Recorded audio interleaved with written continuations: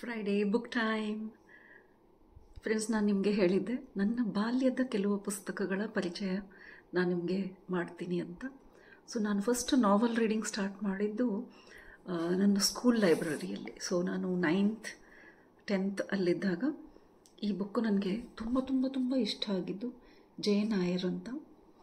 ಮರೀಲಿಕ್ಕೆ ಆಗ್ತಾ ಇದ್ದಿಲ್ಲ. ನಾನು ಆಲ್ಮೋಸ್ಟ್ 15-20 ಇಯರ್ಸ್ ಈ ಕಥೆಯಲ್ಲಿ ಜೀವಿಸ್ತಾ ಇದ್ದೆ. ಅಂದರೆ ಅದೆಷ್ಟು ಇಂಪ್ರಿಂಟ್ ಮಾಡುತ್ತೆ ಚಿಕ್ಕ ವಯಸ್ಸಲ್ಲಿ ನಾವು ಬುಕ್ಸ್ ಓದ್ಬಿಟ್ರೆ, ಎಸ್ಪೆಷಲಿ ನಾವೆಲ್ಸ್.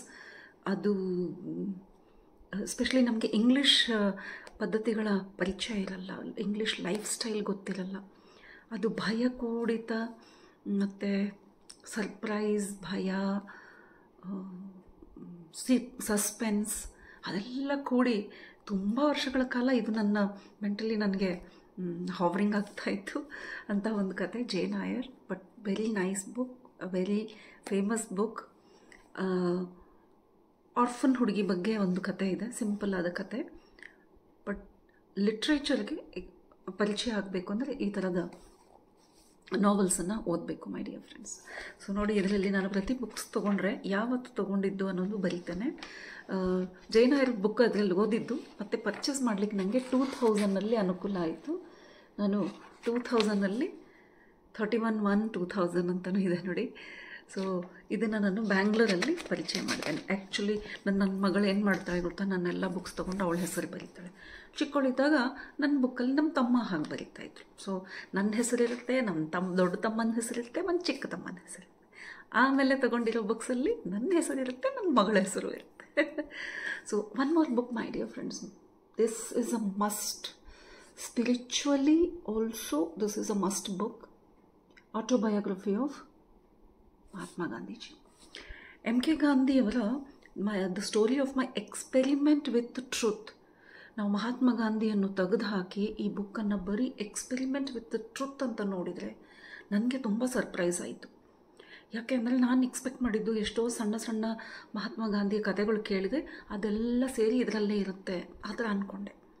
ಬಟ್ ಹಾಗಿಲ್ಲ ಫ್ರೆಂಡ್ಸ್, ಇದು ರಿಯಲಿ ಹೇಳ್ತೀನಿ spiritual book. Just like autobiography of Yogi ನೋಡ್ತಾ ಇದ್ದೀವಲ್ವಾ, ಸೂಪರ್ ಡೂಪರ್ ಬುಕ್. ನಾನು ಹೇಳ್ತಾ ಇದ್ದೀನಿ, ಓದಲಿಕ್ಕೆ ಶುರು ಮಾಡಿ, you will love it. Yes, and one more book.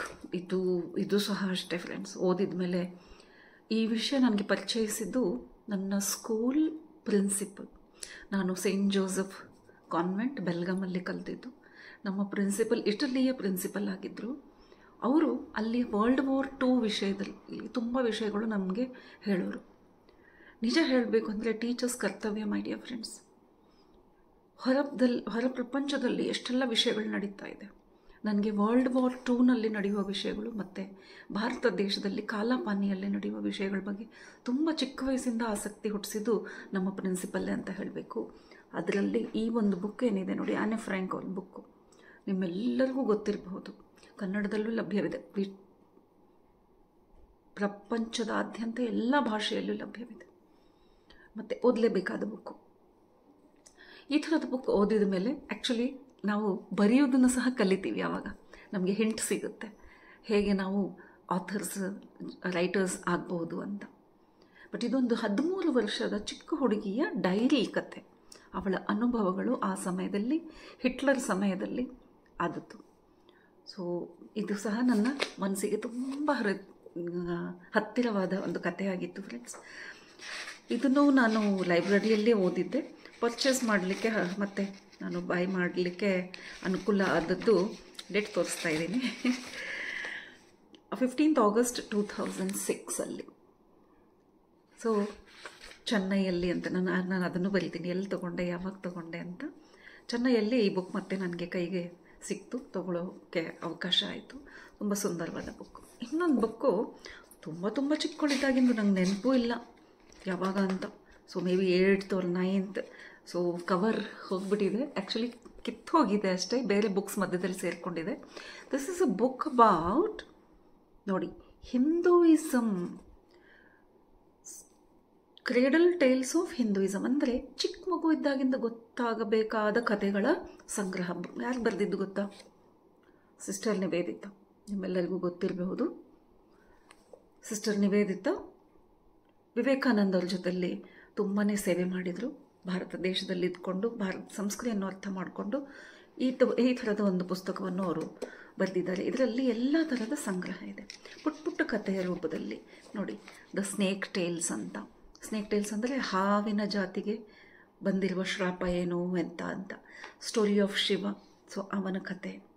ಹಾಗೆಯೇ ಇಂಡಿಯನ್ ವೈಫ್ಹುಡ್ ಅಂತ ಹೇಳಿಬಿಟ್ಟು ಸತಿ ಸಾವಿತ್ರಿ ಆ ಥರದ ಕತೆ, ಸತಿ ಕತೆ, ಉಮಾ ಹೈಮಾವತಿಯ ಕತೆ, ಆಮೇಲೆ ಸಾವಿತ್ರಿಯ ಕತೆ, ನಲದಮಯಂತಿ ಕತೆ, ಹೀಗೆಯೇ ರಾಮಾಯಣನ ಕತೆ, ಕೃಷ್ಣನ ಕತೆಗಳು, ಹಾಗೆಯೇ ಡಿವೋಟೀಸ್ ಅಂದರೆ ಭಕ್ತರ ಒಂದು 5-6 ಭಕ್ತರ ಕತೆಗಳು, ಹಾಗೆಯೇ ಗ್ರೇಟ್ ಕಿಂಗ್ಸ್ ಕತೆಗಳು, ಆ್ಯಂಡ್ ಫ್ರಮ್ ಮಹಾಭಾರತ ಒಂದು ಸ್ವಲ್ಪ ಕತೆಗಳು.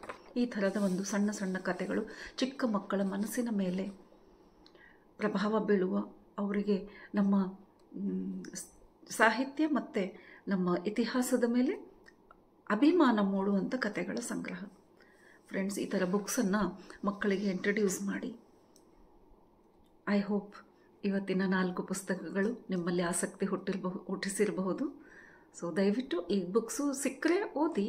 ಈ ಥರ ಬುಕ್ಸು ಇದೆ ಅಂತ ತಿಳ್ಕೊಂಡು ಸಮಾಧಾನ ಆಗೋ ಹೋಗಿದ್ರೆ ಅದು I am very happy about that, because ನಾನು ಆ ಥರದ ಎಷ್ಟೋ ಬುಕ್ಸನ್ನು ನಿಮಗೆ ಪರಿಚಯಿಸ್ತೇನೆ.